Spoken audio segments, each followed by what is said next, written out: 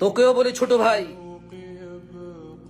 যে মেয়েকে তার বাবা কখনো কাজ করে নাই, মা কখনো কাজ করে নাই, শুধু তোকে ভালো লাগছে, তোর সুন্দর সুন্দর কথা ভালো লাগছে, নিজ গর্ভধারিণী মা যার পায়ের নিচে ওর জান্নাত, মাকে লাঞ্ছিত করে যে মেয়ে তোর জন্য চলে আসছে, যদি একটু থেকে একটু বেশ কম হয় ছোট ভাই আমার, অথবা তুই যে রোমান্টিক কথা বলিস, তুই যে সুন্দর সুন্দর কথা বলিস, আচ্ছা ও তোর সাথে গেছে কেন বলতে পারিস ছোট ভাই?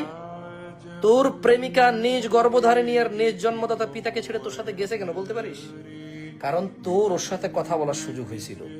সুযোগ হওয়ার পর তুই ওকে কবিতা, গল্প, গান, নানা কথা শুনাইছস, যেখানে সে তার গর্ভধারিণী মা আর জন্মদাতা পিতাকে তুচ্ছ মনে করে তোর কথাকে প্রাধান্য দিছে, কারণ তোর কথা তার সুন্দর লাগে।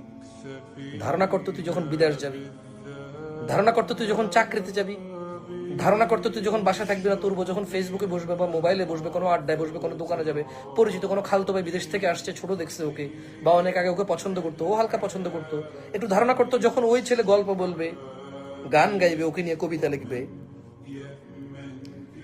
তোর বউ যদি গর্ভধারিণী মা আর জন্মদাতা পিতাকে তোর কবিতা আর গান শুনে চলে আসতে পারে, ধারণা কর তোকে যেতে কি লাগবে।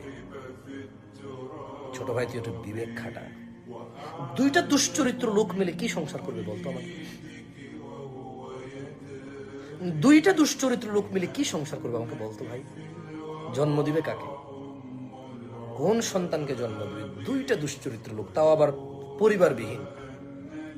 দুইটা লোক একত্রিত হয়েছে দুইটা পরিবারকে মানে ধ্বংস করে, দুইটা পরিবারের বদদোয়া নিয়ে দুইটা লোক একত্রিত হচ্ছে।